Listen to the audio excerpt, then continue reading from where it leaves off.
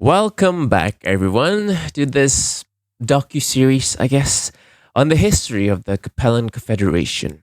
The last time we were here was when Sun Tzu reunited about 90% of Capellan territory, and most substantially, the dissolution of the Second Star League.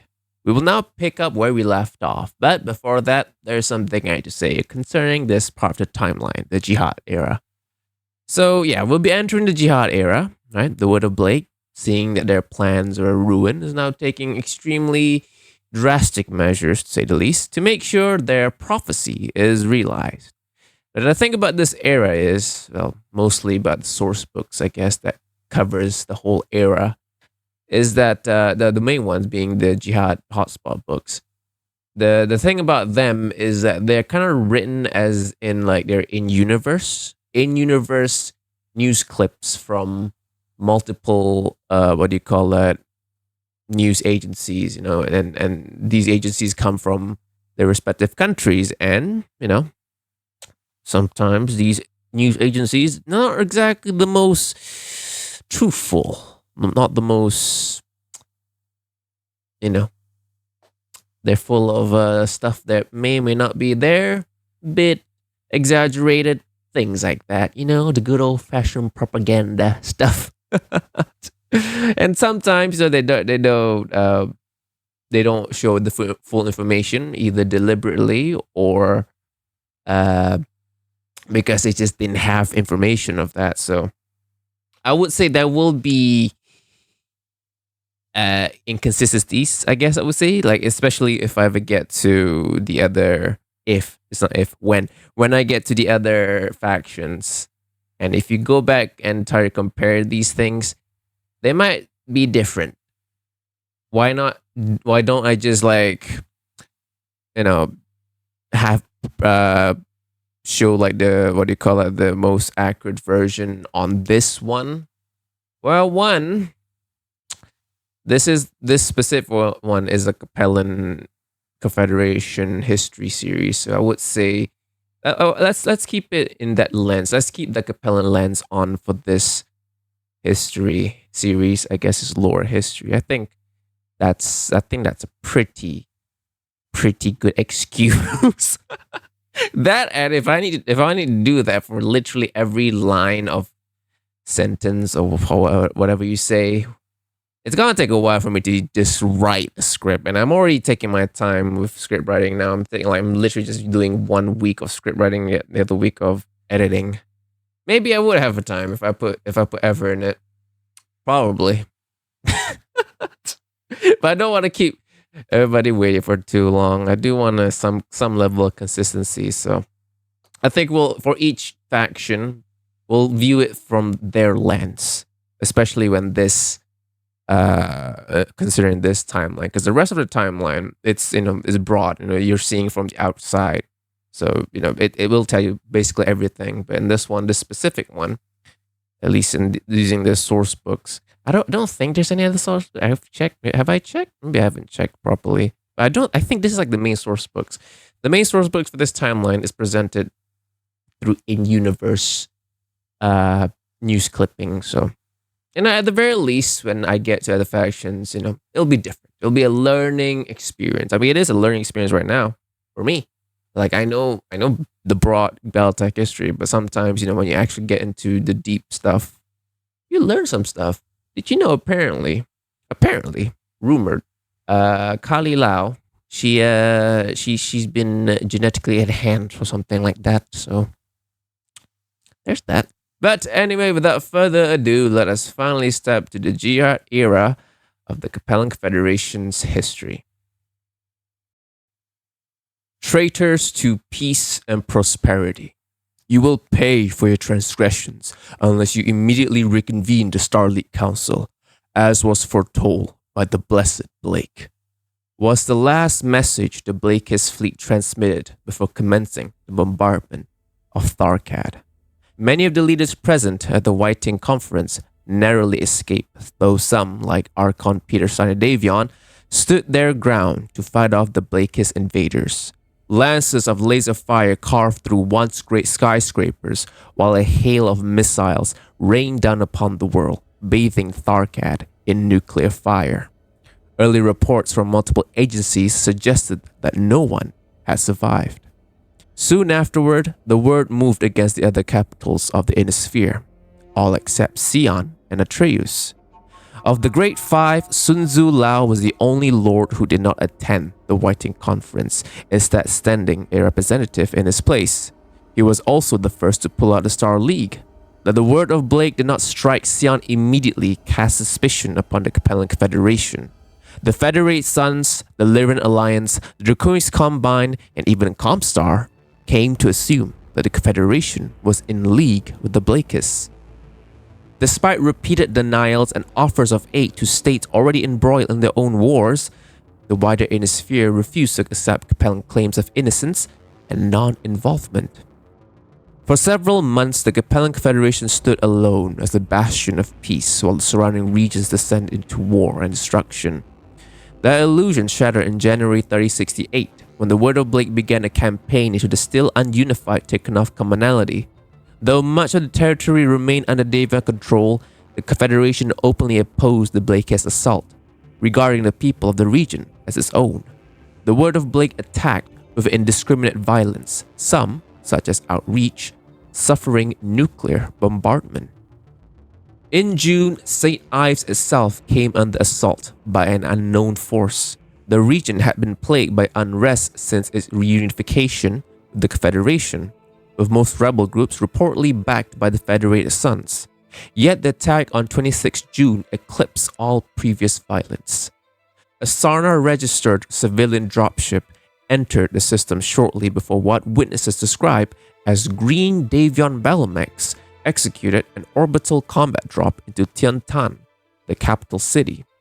The attackers struck without discrimination, firing upon soldiers and civilians alike.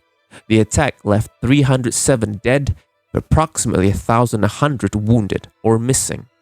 Among the missing was Mandarin Kai Alet Lao, heir to the duchy and second in line to the celestial throne.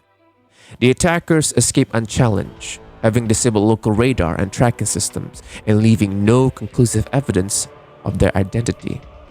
It did not take long, however, for the truth to emerge.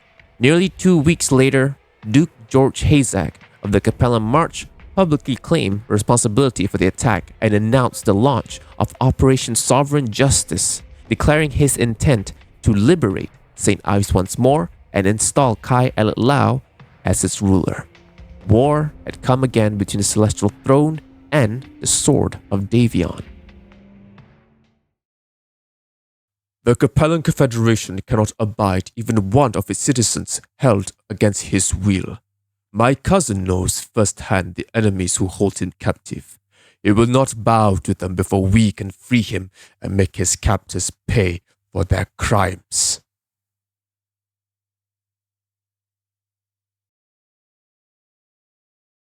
A decade had scarcely passed before the St. Ives region became a battlefield once more. Davion forces crossed into the commonality, striking Warlock, Indicus, Texlos, Vestalis, and even St. Ives itself. Duchess Candice Lau was touring her realm when the first attacks began and her son was taken. By the time the main Davion columns crossed the border, she had already withdrawn to Xi'an for her safety. Although Davion troops penetrated deeply into the Capellan Confederation, their advance came at enormous cost in materiel and manpower. Worse still, they proved unable to fully pacify the worlds they captured. Besieged planets resisted stubbornly, and partisan activity diverted troops and supplies away from the front. Each new conquest further blunted the offensive rather than strengthened it. Across the Inner Sphere, observers began to see the war for what it appeared to be: Duke George Hazak's attempt to carve out a personal realm. His stated goal of liberating St. Ives increasingly ran hollow, serving instead as justification for expanding the Capellan March before an eventual break from the Federated Sons. Rather than aiding the Federated Sons' ongoing struggle against the Word of Blake, Hazak committed vast forces to his private campaign. Public opposition erupted across Davion space, with demonstrations held on numerous worlds. Several were violently dispersed by March authorities, resulting in thousands of casualties and further eroding public support. To sustain the offensive, Hazak commandeered civilian shipping, straining interstellar commerce and causing sharp rises in the price of essential goods. Even Regent First Prince Yvonne Signer Davon formally ordered him to halt the invasion, but the order went unheeded. Over the following months, Davian forces continued to advance into the Confederation, eventually reaching Housecarl, a system only one jump from Sion itself. There is a thin line between acceptable military operations and monstrous acts. George Hazak, you have just crossed that line and will pay dearly for that mistake.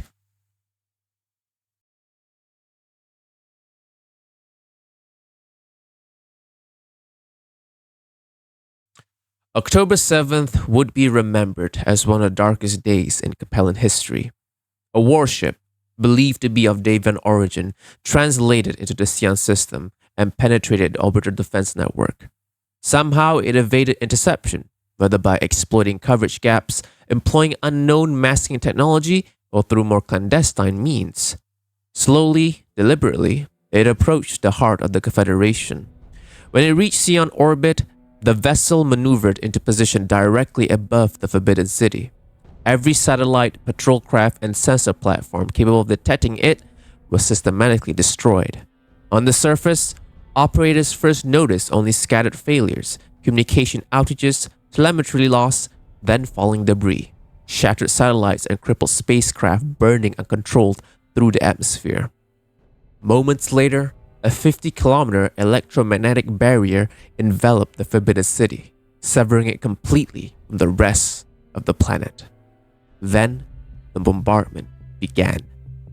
One beam lands downward, then another, then a storm. Crimson pillars of energy descended from orbit and struck the political and cultural heart of the Capellan Confederation. Entire districts ignited in seconds. Smoke from burning structures and bodies climbed into the sky, blotting out the sun.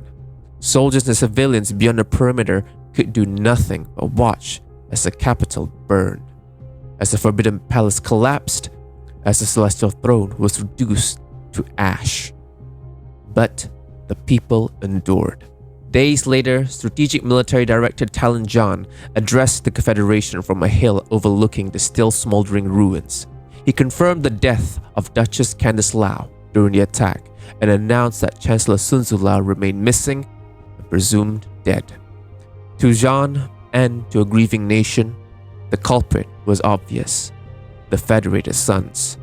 Few powers still possessed operational warships, and Davian forces stood only a single jump from Sion. It was the simplest answer. The Confederation united under Jean, now acting Chancellor Regent, and prepared a massive counteroffensive against the invading Davian armies. News of Candice Lau's death shattered lingering pro-Davian sentiment within St. Ives, turning the population decisively against the occupiers. Even Free Capella condemned the attack. Elements such as the Black Wind Lancers renounced the movement and returned to Confederation service. Soon after, Operation Thunderstrike was declared.